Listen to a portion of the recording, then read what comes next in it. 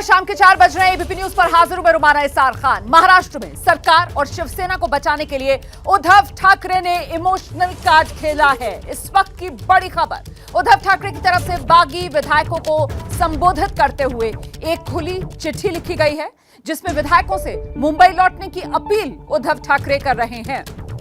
तो ये इमोशनल चिट्ठी है, बागियों के नाम है, खुला खत है जो उद्धव ठाकरे ने लिखा है।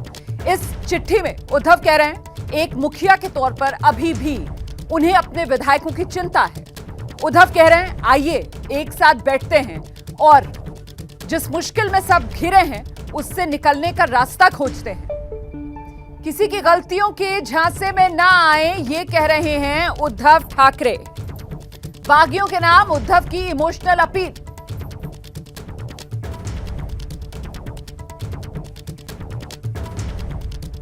तो उद्धव की ये इमोशनल अपील, बागियों से उद्धव ठाकरे ने क्या अपील की है, उद्धव की ये पूरी अपील आपके सामने है। आप में से कई लोग मेरे संपर्क में हैं, आप अभी भी दिल से शिवसेना में हैं। मैं आपकी भावनाओं का सम्मान करता हूं। आप मेरे सामने बैठिए, आइए बैठकर भ्रम को दूर करें। हम साथ बैठेंगे, कोई रास्ता निकाल लेंगे। किसी की गलतियों के झांसे में ना आए। शिवसेना जैसा सम्मान कहीं नहीं मिल सकता। मुझसे बात करोगे तो रास्ता निकल जाएगा। यह आश्वासन जो उद्धव ठाकरे की तरफ से तो दिया जा रहा है, लेकिन महत्वपूर्ण यह हो जाता है कि वो विधायक जो बागी हो चुके हैं उद्धव ठाकरे से, क्या वो उद्धव पर भरोसा करेंगे? पार्टी प्रमुख के रूप में मुझे अभी भी आपकी चिंता है, उद्धव ठाकरे ये कह रहे हैं। लेकिन सवाल तो ये कि क्या पार्टी प्रमुख मानते हैं उद्धव ठाकरे को? मन से शिवसेना के ये विधायक जो बगावत करके मुंबई से गुवाहाटी में डटे हुए हैं। तो महाराष्ट्र में जारी सियासी उठापटक के बीच जहां माना जा रहा है कि 5 जुलाई तक बीजेपी महाराष्ट्र में अपनी सरकार बना लेगी, महाराष्ट्र में सरकार और पार्टी दोनों को बचाने के लिए उद्धव ठाकरे का इमोशनल का खुला खत जो उद्धव ठाकरे की तरफ से लिखा गया है अपने बागी विधायकों के नाम, उसमें क्या अपील कर रहे हैं उद्धव ठाकरे, जरा ये देखिए पहले। जय महाराष्ट्र। आप पिछले कुछ दिनों से गुवाहाटी में फंसे हुए हैं। आपके बारे में हर दिन नई जानकारी सामने आ रही है। आप में से कई लोग संपर्क में भी हैं। आप अभी भी दिल से शिवसेना में हैं। आप में से कुछ विधायकों के परिवार के सदस्यों ने भी मुझसे संपर्क किया है और अपनी भावनाओं से मुझे अवगत कराया है। शिवसेना के परिवार के मुखिया के रूप में मैं आपकी भावनाओं का सम्मान करता हूं। आप मेरे सामने बैठो, शिव सैनिकों और लोगों के मन में जो भी भ्रम है उसे दूर करो। उसमें से एक निश्चित रास्ता निकलेगा। हम साथ बैठेंगे और उसका रास्ता निकालेंगे। किसी की गलतियों के झांसे में ना आए। शिवसेना ने आपको जो सम्मान दिया है वो कहीं नहीं मिल सकता। सामने आकर बात करोगे तो रास्ता निकल जाएगा। शिवसेना पार्टी प्रमुख और परिवार के मुखिया के रूप में मुझे अभी भी आपकी चिंता है। सादर, उद्धव बाला साहेब ठाकरे। तो महाराष्ट्र के महासंकट पर मुंबई से लेकर गुवाहाटी और दिल्ली तक इस वक्त हलचल तेज है। इसी पर बात करने के लिए मेरे साथ मेरे 3 सहयोगी इस वक्त मौजूद हैं। मुंबई से जितेंद्र दीक्षित, दिल्ली से नीरज पांडे, गुवाहाटी से सूरज ओझा आप देख रहे हैं इस वक्त हमारे साथ मौजूद हैं। सबसे पहले जितेंद्र दीक्षित का रुख करते हैं और जरा समझने की कोशिश करते हैं कि ये इमोशनल अपील वाली चिट्ठी, इसका असर लग रहा है क्या होगा बागियों पर, या फिर ये कवायद भी बेकार जाने वाली है उद्धव ठाकरे की? जितेंद्र। रोमाना, मैं आपको बता दूं कि ये पहला इमोशनल कार्ड नहीं है उद्धव ठाकरे का, ये दूसरा इमोशनल कार्ड है। पहला इमोशनल कार्ड उन्होंने पिछले हफ्ते खेला था, जब उन्होंने अपना सरकारी निवास वर्षा बंगला छोड़ दिया और चले गए अपने निजी निवास मातोश्री में, और उसके बाद अब इस तरह का खत लिख रहे हैं। तो जाहिर तौर पर अभी भी उन्होंने उम्मीद नहीं छोड़ी है और उन्हें लग रहा है कि जो विधायक एकनाथ शिंदे के खेमे में गए हैं वो इनकी इस इमोशनल अपील के बाद वापस आ सकते हैं। और यहां पर गौर करने वाली बात यह है कि उनका कहना है कि आप वहां पर अटके हुए हैं और जो है आपको कोई बात करनी है तो अभी भी मौका गया नहीं है, वक्त गया नहीं है, बात कर सकते हैं। यानी कि एक आखिरी कोशिश उद्धव ठाकरे की इस मामले में हम मान सकते हैं। लेकिन दूसरी तरफ जहां तक गुवाहाटी का सवाल है तो वहां आज भी एकनाथ शिंदे ने आकर जो बयान दिया उससे यही पता चलता है कि जो तमाम विधायक उनके साथ में हैं उनका ऐसा दावा है कि वो अपनी मर्जी से गए हैं, किसी को जोर जबरदस्ती करके नहीं लाया गया है। और इसके पीछे उन्होंने कारण बताया हिंदुत्व का, कि वो हिंदुत्व जो बाला साहेब ठाकरे की शिवसेना का था उसी को आगे बढ़ाने के लिए ये तमाम विधायक उनके साथ में गए हैं और ये सारा कुछ हुआ है। बिल्कुल, तो एक तरीके से बेअसर होती हुई उद्धव ठाकरे की ये इमोशनल अपील भी नजर आ रही है। और इस बीच दिल्ली और गुवाहाटी भी आपको लेकर चलेंगे। महाराष्ट्र में सियासी संकट, दिल्ली में हलचल तेज नजर आ रही है। पूर्व मुख्यमंत्री महाराष्ट्र के देवेंद्र फडणवीस दिल्ली पहुंच चुके हैं। सूत्रों के हवाले से जो जानकारी मिल रही है उसके मुताबिक देवेंद्र फडणवीस इस वक्त किसी गुप्त लोकेशन पर कानूनी सलाह ले रहे हैं। महेश जेठमलानी भी उन्हीं के साथ मौजूद हैं, जो जानकारी मिल रही है। और ये जो तस्वीरें सुबह देखने के लिए मिली थी, इसमें भी आप देख सकते हैं देवेंद्र फडणवीस, उनके साथ महेश जेठमलानी नजर आ रहे हैं। और जानकारी यही मिल रही है कि दोनों साथ में चार्टर्ड फ्लाइट से दिल्ली पहुंचे हैं। महेश जेठमलानी मौजूद हैं देवेंद्र फडणवीस के साथ, कानूनी सलाह ये लोग ले रहे हैं। और इस बैठक के बाद फडणवीस गृह मंत्री अमित शाह से मुलाकात करने जाएंगे। और अपडेट के लिए सीधे आपको लेकर चलेंगे मेरे साथ मेरे सहयोगी नीरज पांडे दिल्ली से अपडेट देने के लिए हमारे साथ मौजूद हैं। नीरज, क्या अपडेट मिल रहा है? रुमाना, मैं आपको बता दूं कि मैं जहां पे खड़ा हूं, दरअसल मेरे ठीक पीछे गृह मंत्री अमित शाह जी का आवास है। और इसके ठीक 500 मीटर पहले तक देवेंद्र फडणवीस की गाड़ी देखी गई थी। और उनकी गाड़ी में उस समय महेश जेठमलानी भी थे, जो एयरपोर्ट से सीधे इसी रास्ते पर आए थे। यानी कुशक रोड तक उनकी गाड़ी प्रॉपर देखी गई थी। लेकिन उसके बाद अचानक पुलिस ने मीडिया कर्मियों की गाड़ी रोक दी और उनकी गाड़ी कहीं गायब हो गई। माना यह जा रहा है कि वो कहीं गुप्त स्थान में बैठक कर रहे होंगे। क्योंकि मैं जहां खड़ा हूं, गृह मंत्री का आवास है। गृह मंत्री का ये फ्रंट गेट है। इसके पीछे रास्ते में एक गेट है और एक पीछे वाले रास्ते में 2 गेट और हैं, जहां तक मीडिया जाती नहीं है या मीडिया के कैमरों को अलाउड नहीं किया जाता। तो हो सकता है कि गृह मंत्री के आवास में भी हो, लेकिन चूंकि हमने देखा नहीं, इसलिए हम ये बात सीधे तौर पर कह नहीं सकते। तो ये बात तो बिल्कुल तय है कि वो दिल्ली में है। और दिल्ली में उनके साथ चूंकि जेठमलानी का होना, ये बात बताता है और इशारा करता है कि वो कल के जो सुप्रीम कोर्ट के निर्णय हैं, उन निर्णयों के बाद जो हालात पैदा हुए हैं उस पर क्या कुछ लीगलिटी हो सकती है, इसके लिए देवेंद्र फडणवीस दिल्ली आए हैं। इसके अलावा चूंकि वो वरिष्ठ नेताओं से मुलाकात कर सकते हैं, तो राजनीतिक रूप से क्या रणनीति पार्टी की हो, इस पर भी वो चर्चा कर सकते हैं, बात कर सकते हैं। और उसी लाइन पर पार्टी महाराष्ट्र में भी आगे बढ़ेगी। लेकिन मैं पहले भी कह रहा हूँ, पहले दिन से ये बात कह रहा हूँ कि भारतीय जनता पार्टी सरकार तो बनाना चाहती है, लेकिन इस बात का अपने ऊपर दोहमत नहीं लेना चाहती कि उन्होंने कहीं से भी शिवसेना की सरकार तोड़ने का काम किया। यानी कि भारतीय जनता पार्टी चाहती है कि शिवसेना की जो पोजीशन है वो क्लियर हो, उसके बाद भारतीय जनता पार्टी अपने पत्ते खोलना चाहती है। इसमें बिल्कुल महत्वपूर्ण जानकारी आप दे रहे हैं। और इसी वजह से ये कानूनी सलाह लेने का दौर जो बताया जा रहा है, सूत्रों के हवाले से जो जानकारी मिल रही है कि इस वक्त कानूनी सलाह भी ले रहे हैं देवेंद्र फडणवीस, उनके साथ महेश जेठमलानी मौजूद हैं। और इसके बाद गृह मंत्री के साथ वो चर्चा करेंगे, बैठक करेंगे और राजनीतिक तौर पर क्या रणनीति बनाई जाए महाराष्ट्र में सत्ता में पहुंचने के लिए बीजेपी को, इस पर एक तरीके से माना यह जा रहा है कि केंद्रीय नेतृत्व की तरफ से मोहर लगाई जा सकती है। और इस सब के बीच महाराष्ट्र में सियासी हलचल बढ़ाने वाली एक और बड़ी खबर जानिए आप। सूत्रों के मुताबिक प्रहार पार्टी के 2 विधायक हैं, महाविकास अघाड़ी सरकार के खिलाफ अविश्वास प्रस्ताव ला सकते हैं। अगले 2 दिन के भीतर यानी 30 जून तक अविश्वास प्रस्ताव लाने की खबर है। सूत्रों से मिली जानकारी के मुताबिक प्रहार पार्टी राजभवन से वक्त मांगने की तैयारी कर रही है।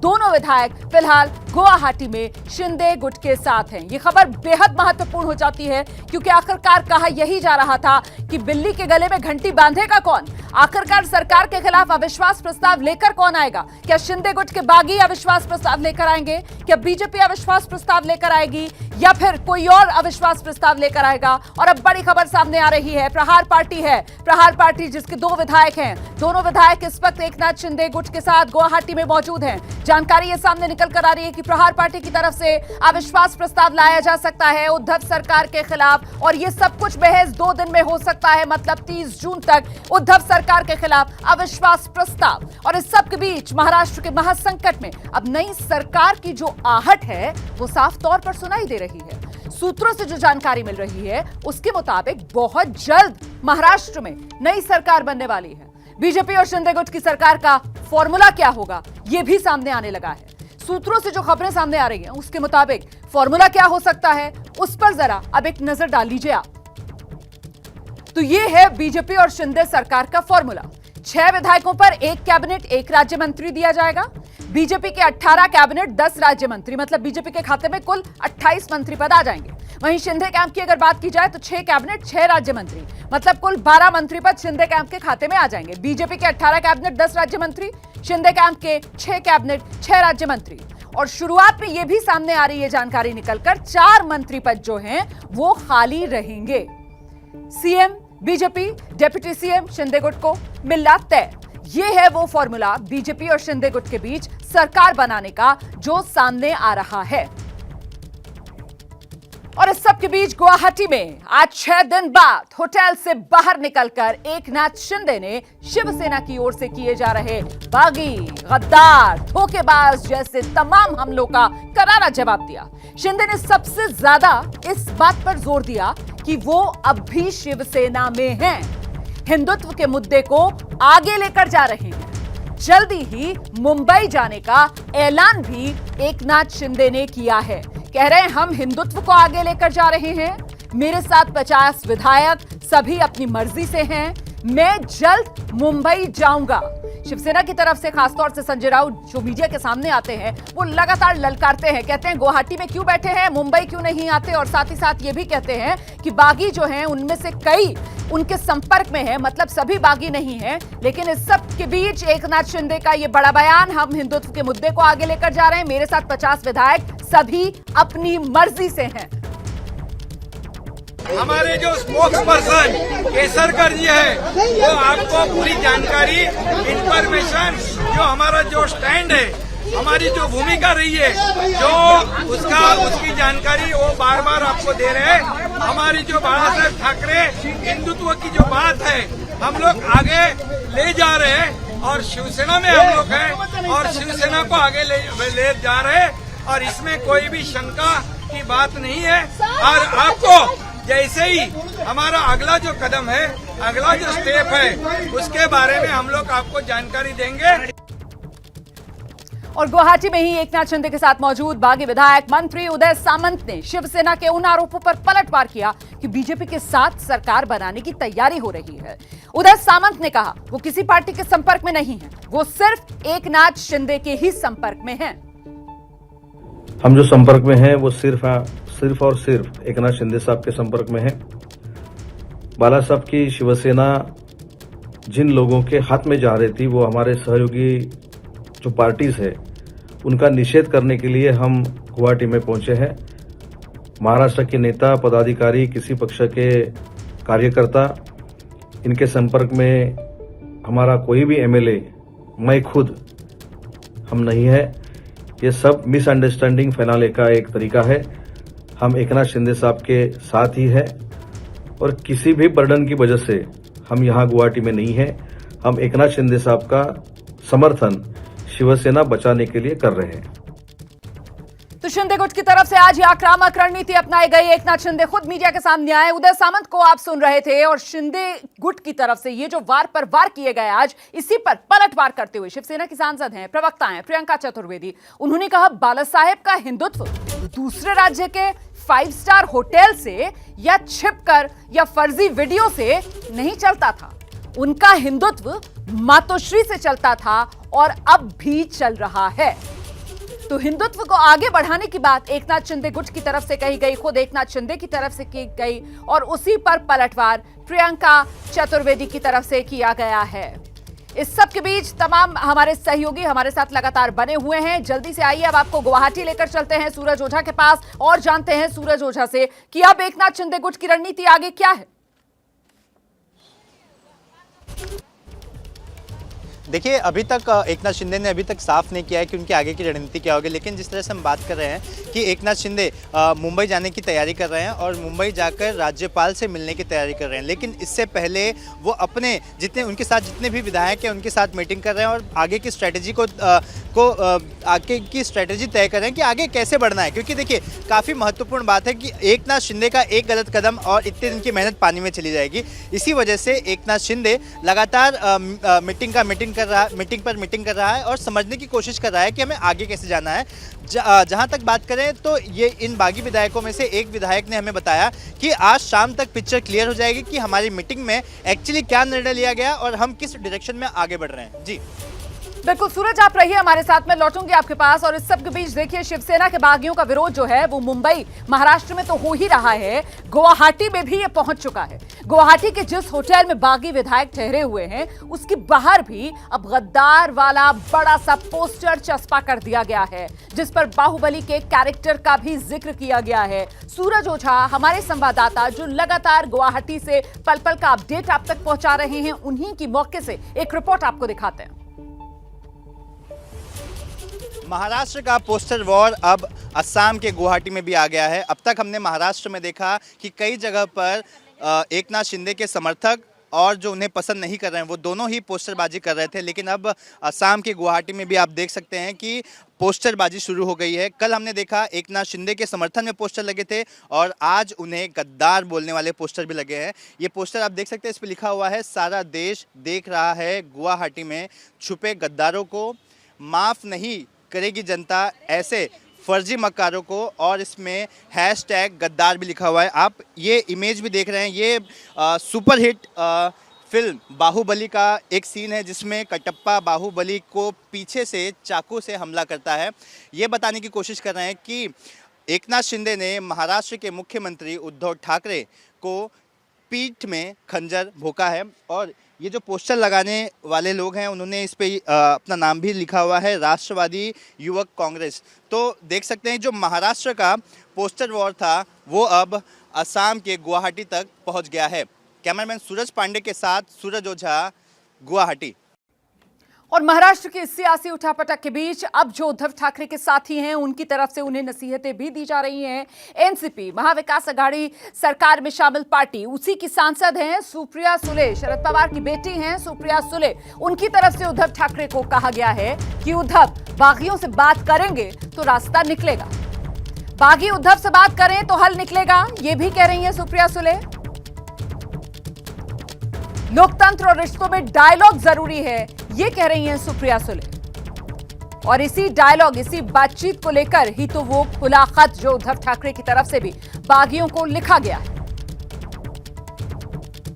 मेरे ख्याल से जो भी उनका प्रपोजल हो, आज का जो अपील उद्धव जी ने किया है वो एक बड़े भाई के नाते किया है। और आप सबको याद होगा कि माँ और बाला साहब ने उनका उत्तराधिकारी, उन्होंने खुद जब वो एक्टिव थे तभी उद्धव जी को ये जिम्मेदारी बाला साहब ने दी है। और एक बड़े भाई के नाते अगर आज उद्धव जी एक अपील कर रहे हैं, जो भी उनकी समस्या है वो घर में होनी चाहिए, तो अगर वो घर आए और अगर उद्धव जी ने अपील किया है तो अगर वो आके एक बार उद्धव जी से बात कर सके तो कुछ ना कुछ हल निकल सकता है। बट डेमोक्रेसी और रिश्ते ये सिर्फ डायलॉग से ही करते हैं। डायलॉग बंद होना, इससे तो कौन सा प्रश्न इस देश में या दुनिया में छूटा है बताइए। So dialogue is a must. NCP की सांसद सुप्रिया सुले को आप सुन रहे थे। हम सीधे रुक करते हैं, मेरे साथ मेरे दो सहयोगी लगातार बने हुए हैं। जितेंद्र दीक्षित का रुख करेंगे और जितेंद्र से समझने की कोशिश करेंगे कि वो इमोशनल कार्ड जो उद्धव ठाकरे की तरफ से खेला गया उसी को आगे बढ़ाती हुई यहाँ पर सुप्रिया सुले नजर आ रही है। एक तरीके से दबाव बागियों पर बनाने की कोशिश नजर आ रही है, भावनात्मक रूप से। जी हाँ, बिल्कुल ये बात सही है कि जो उद्धव ठाकरे जिस तरह से इमोशनल कार्ड खेल रहे हैं और एक तरह से एक आखिरी प्रयास उन्होंने करके देखा है कि भावनात्मक तौर पर अपील करके देखे जाए कि जो विधायक एकनाथ शिंदे के खेमे में गए हैं वो अगर वापस लौट सकते हैं, तो कुछ उसी बात को आगे बढ़ा रही हैं सुप्रिया सुले अपने इस तरह के बयान से। और यहाँ पर सियासी हलकों में ये भी चर्चा है कि देखिए, उद्धव ठाकरे जब ये पूरा मामला सामने आया, जब ये पता चला कि एकनाथ शिंदे इतने विधायकों को लेकर चले गए हैं गुवाहाटी, तो उसके बाद उद्धव ठाकरे इस्तीफा देने का मन बना चुके थे और इसीलिए उन्होंने वर्षा बंगला भी छोड़ दिया था और इस्तीफा देना चाह रहे थे। लेकिन उन्हें एनसीपी की ओर से, जो कि ठाकरे सरकार में दूसरी बड़ी साझेदार है, 3 पार्टियां हैं, शिवसेना, एनसीपी और कांग्रेस, एनसीपी दूसरी सबसे बड़ी पार्टी है, और उसके प्रमुख शरद पवार ने ही उद्धव ठाकरे को इस्तीफा देने से रोका। और उनके कहने पर ही ठाकरे ने इस्तीफा देने के बजाय जो है इस लड़ाई को आगे बढ़ाने का फैसला किया। और इसके बाद लगातार जो उनके ओर से जिस तरह के प्रयास किए गए, कैरेट एंड स्टिक की पॉलिसी अपनाई गई, कहीं पर जो है डिस्क्वालिफिकेशन के लिए नोटिस भिजवाए गए, मंत्री पद हटाने के लिए धमकाया गया कि वो मंत्री पद छीन लिए जाएंगे। तो दूसरी तरफ जो है इस तरह की इमोशनल अपील भी की जाती रही है। तो अब जिस तरह की इमोशनल अपील की गई है उससे ऐसा लगता है कि एक लास्ट अटेम्प्ट करके देखना चाहते हैं उद्धव ठाकरे या फिर एनसीपी के खेमे की तरफ से भी, क्योंकि अगर ठाकरे इस्तीफा देते हैं तो जाहिर तौर पर पूरी सरकार गिर जाएगी, उसमें एनसीपी के मंत्री भी चले जाएंगे। तो ऐसे में एनसीपी को भी बड़ी चिंता है और एनसीपी का भी ये कंसर्न है कि ये सरकार बची रहे, और यही वजह है कि सुप्रिया सुले वरिष्ठ एनसीपी नेता इस तरह की अपील कर रही हैं। बिल्कुल, देखिए तो कुल मिलाकर ये जो भावनात्मक अपील है इसको आखिरी कोशिश के तौर पर देखना चाहिए, और सिर्फ उद्धव ठाकरे की तरफ से नहीं बल्कि पूरे महाविकास आघाड़ी सरकार की तरफ से, जिस बात का जिक्र जितेंद्र कर रहे थे। और सबसे बड़ी खबर सियासी तौर पर दिन की यही है कि महाराष्ट्र में सियासी उठापटक जारी है। महाराष्ट्र का महासंकट 8वां दिन आज, और आज के दिन क्या कुछ हलचल रही है,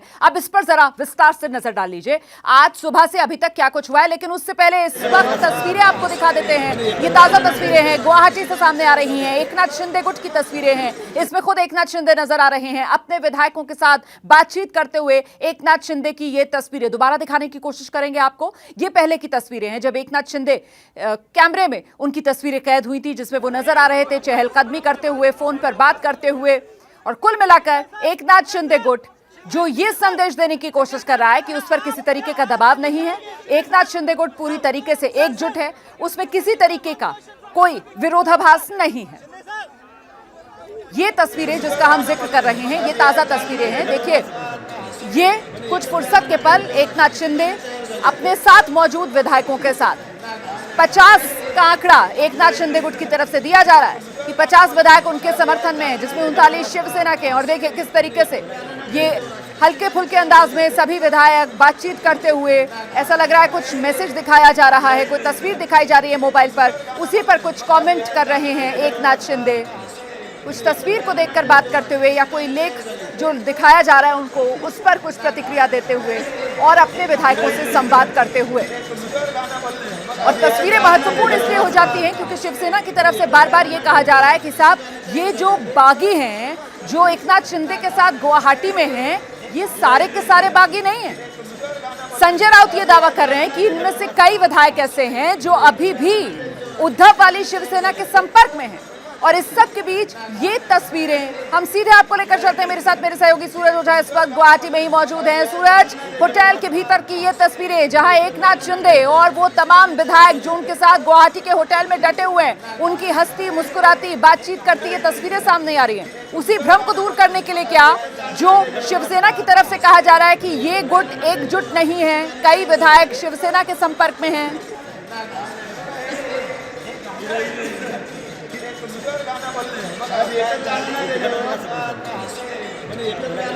सूरज, आपको मेरी आवाज मिल रही है? सूरज से हमारा संपर्क नहीं हो पा रहा है, लेकिन इस बीच ये तस्वीरें एक बार फिर से देख लीजिए। ये बागी विधायकों का नया वीडियो है जो सामने आया है। ये गुवाहाटी से वीडियो सामने आया है।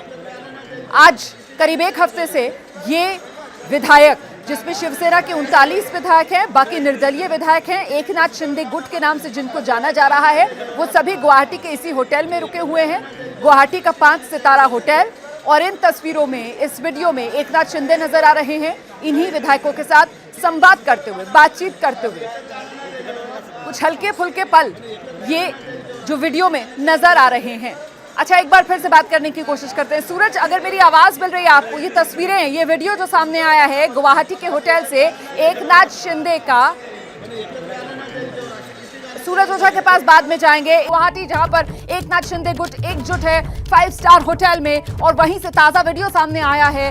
बागियों का ये वीडियो है। एकनाथ शिंदे यहां अपने गुट के विधायकों के साथ संवाद करते हुए, बात करते हुए नजर आ रहे हैं। सीधे रुक करते हैं, जितेंद्र दीक्षित हमारे सहयोगी हमारे साथ मौजूद हैं। जितेंद्र से जानते हैं, जितेंद्र ये वीडियो सामने आ गया है, कुछ पता चल पा रहा है कि आखिरकार ये क्या है मोबाइल में जिसको देखकर इतनी ज्यादा उत्सुकता बनी हुई है सभी विधायकों में, एकनाथ शिंदे में भी?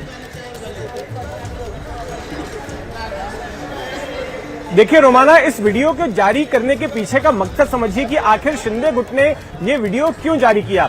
इसके पीछे का कारण यह है कि लगातार ठाकरे के खेमे से, उद्धव ठाकरे के खेमे से यह आरोप लगाया जाता रहा है कि कई विधायकों को वहां पर एक तरह से बंधक बनाकर रखा गया है, कईयों को उस होटल में जबरन रखा गया है। कल ही संजय राउत की ओर से भी आरोप लगाया गया और कहा गया कि 20 विधायक ऐसे हैं जो कि जबरन वहां पर मौजूद हैं। आज भी उद्धव ठाकरे ने जो इमोशनल स्टेटमेंट जारी किया तो उसमें भी यही कहा कि कई विधायक अटके हुए हैं। तो इस वीडियो के जरिए ये दिखाने की कोशिश की गई है, ये जताने की कोशिश की गई है कि देखिए सारे विधायक जो है हंसी मजाक कर रहे हैं और कोई डर इनके चेहरे पर नहीं है। और इस वीडियो को देखकर, इनकी बॉडी लैंग्वेज को देखकर यही लग रहा है कि ये सारे लोग स्वेच्छा से यहाँ पर आए हैं, बिना किसी दबाव के, बिना किसी डर के। ये एकनाथ शिंदे के खेमे में हैं, इस होटल में रह रहे हैं। इसी उद्देश्य से, इसी मकसद से इस वीडियो को जारी किया गया है।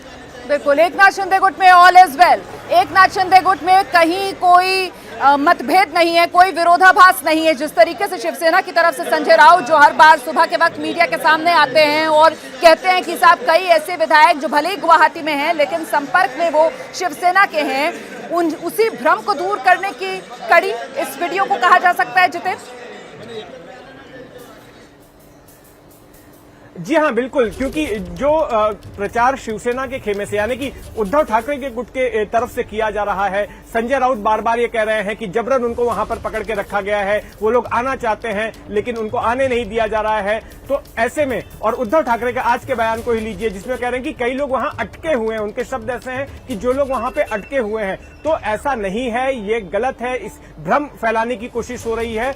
उसका जवाब देने के लिए एकनाथ शिंदे की ओर से ये वीडियो जारी किया गया है जिसमें कि ये तमाम विधायक, आप देखिए एक एक के चेहरे जो है वो हंस रहे हैं, आपस में घुल मिलकर बात कर रहे हैं, हंसी मजाक कर रहे हैं। तो इस तरह का वीडियो जारी करके यही संदेश देने की कोशिश है कि ये सारे लोग अपनी मर्जी से आए हैं। एकनाथ शिंदे ने जो हिंदुत्व की बात उठाई है कि बाला साहेब ठाकरे वाले हिंदुत्व को उद्धव ठाकरे के नेतृत्व में नहीं फॉलो किया जा रहा था और इस वजह से उन्होंने कदम उठाया है। तो उन्हीं के साथ में ये तमाम विधायक स्वेच्छा से जुड़े हैं, अपनी मर्जी से रह रहे हैं और यही संदेश देने की किसी कोशिश तरीके का कोई दबाव नहीं है, अपनी मर्जी से जुड़े हुए हैं। ये कहीं ना कहीं संदेश जो इस वीडियो के जरिए दिया जा रहा है। अच्छा चलिए, जितेंद्र से तो बात कर ली हमने, सूरज ओझा का जरा रुख करते हैं। सूरज ओझा के पास चलें, गुवाहाटी आ गए सूरज हमारे साथ। सूरज, ये जो वीडियो हम दिखा रहे हैं दर्शकों को, कुल मिलाकर इसमें स्वेच्छा से मौजूद हैं, किसी विधायक पर कोई दबाव नहीं है, एकनाथ गुट जो है वो पूरी तरीके से एकजुट है, ये संदेश तो जा ही रहा है। साथ ही वो जो खुशी देखने के लिए मिल रही है इस वीडियो के अंदर विधायकों की, ऐसा लग रहा है कि सत्ता में बना रहना है,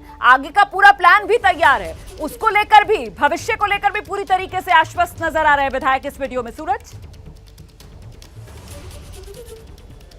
जी बिल्कुल, ये जो मीटिंग के बाद का इनका जो कॉन्फिडेंस है, देखिए मैं अगर ये कहूँ कि इनकी मीटिंग जो चल रही थी, इस वीडियो को देखकर अब ऐसा लग रहा है कि इनकी वो मीटिंग खत्म हो गई होगी, इस वजह से ही अब ये बातचीत कर रहे हैं, हंस खेल रहे हैं और ये दिखाना चाह रहे हैं कि देखिए हम पर कोई किसी भी तरह का दबाव नहीं है। क्योंकि आपने थोड़ी देर पहले जब देखा एकनाथ शिंदे इसी गेट से जब बाहर मीडिया की तरफ आ रहे थे, एक हाथ में फ़ोन था, बात करते हुए आ रहे थे, लेकिन चेहरे पर किसी भी तरह की शिकंज नहीं दिखाई दे रही थी। वो यहाँ पर आया और उन्होंने मीडिया से भी बात कि ऐसे में अब एकनाथ शिंदे गुट ये बताना चाहता है कि देखो हम बहुत ही कॉन्फिडेंट हैं, जो हमारा लक्ष्य था उस लक्ष्य के करीब है।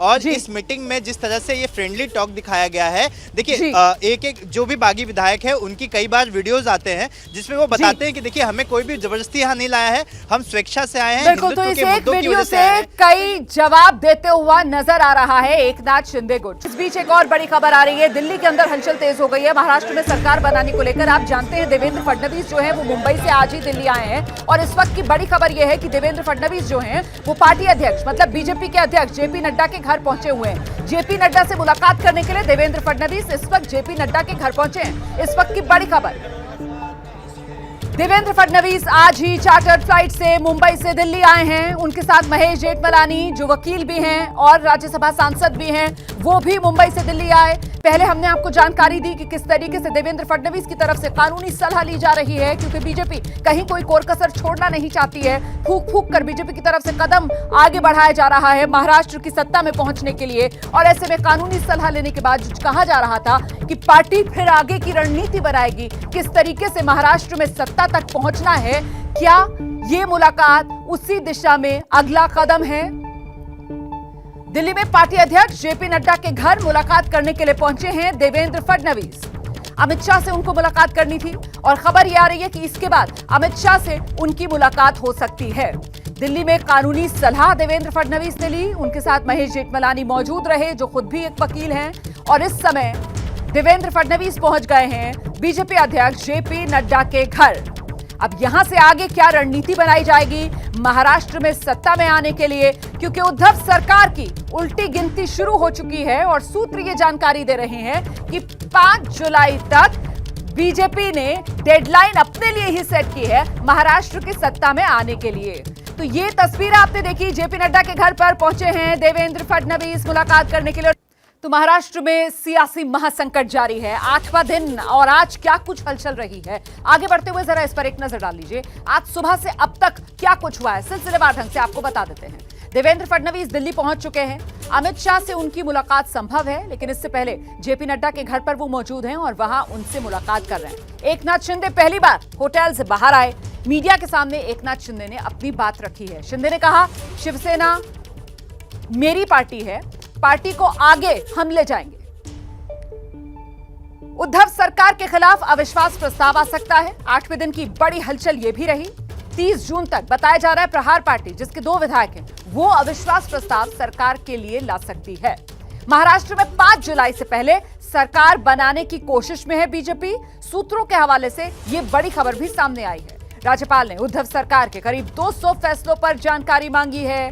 बीजेपी नेता की तरफ से इसी को लेकर सवाल उठाए गए थे। सूत्रों के मुताबिक 21 जून को उद्धव ठाकरे ने देवेंद्र फडणवीस को फोन किया था। शिवसेना ने फडणवीस को फोन करने वाली बात से इनकार किया है। शिवसेना की तरफ से कहा जा रहा है कि नहीं, ऐसी कोई फोन पर बातचीत उद्धव ठाकरे और देवेंद्र फडणवीस के बीच नहीं हुई। और साथ ही संजय राउत को ईडी ने अब 1 जुलाई को पूछताछ के लिए बुलाया है। तो 8वें दिन का ये पूरा समअप, 8वें दिन की सारी सियासी हलचल हमने आपके सामने रख दी। और इस बीच एक और बड़ी खबर जान लीजिए आप। मुंबई पुलिस कमिश्नर संजय पांडे, उन्होंने आज बीजेपी और शिवसेना के विधायकों को मीटिंग के लिए बुलाया। दोनों की मीटिंग अलग अलग बुलाई गई। मीटिंग का मुद्दा शहर का लॉ एंड ऑर्डर है। शिवसेना और बीजेपी विधायकों की मीटिंग, मुंबई पुलिस कमिश्नर ने ये मीटिंग बुलाई। अलग अलग बीजेपी और शिवसेना के विधायकों को मीटिंग के लिए बुलाया गया और मीटिंग का मुद्दा शहर का लॉ एंड ऑर्डर बनाए रखना। लॉ एंड ऑर्डर बनाए रखना मतलब शहर में कानून व्यवस्था बनी रहे। इसी को लेकर ये जो बैठक बुलाई गई मुंबई पुलिस कमिश्नर की तरफ से।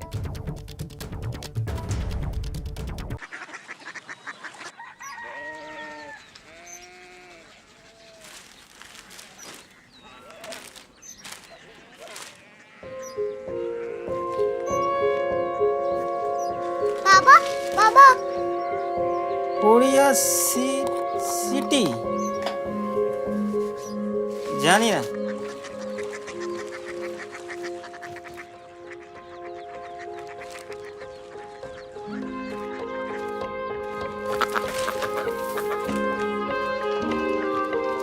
Korea city?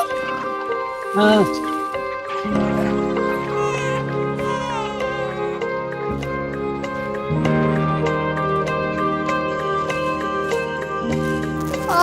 कोरिया सिटी कहाँ पे है? शहर अंग्रेजी लगे हैं।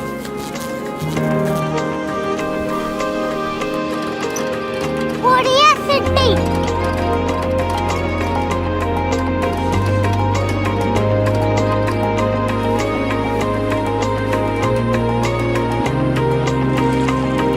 वो बहुत दूर है।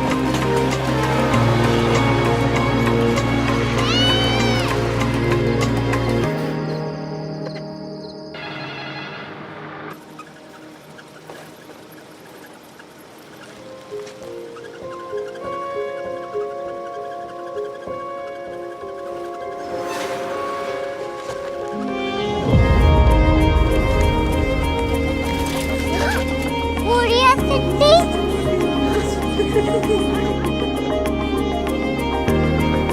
दुनिया को कुछ लोग बड़े होते हैं। कोरिया सिटी कहाँ है? प्रोफेसर साहब को पता होगा।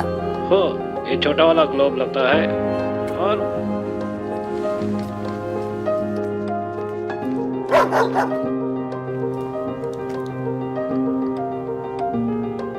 पता नहीं, मेरी बेटी से जाके मिल लो, शायद उसे मालूम हो।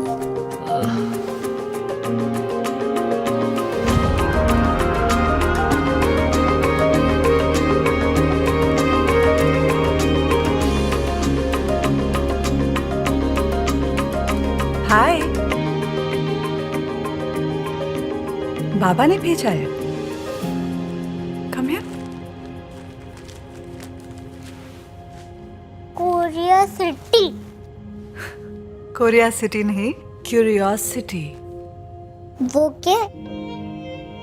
That's what brought you here? जो तुम्हें यहाँ तक ले आया। क्यूरियोसिटी।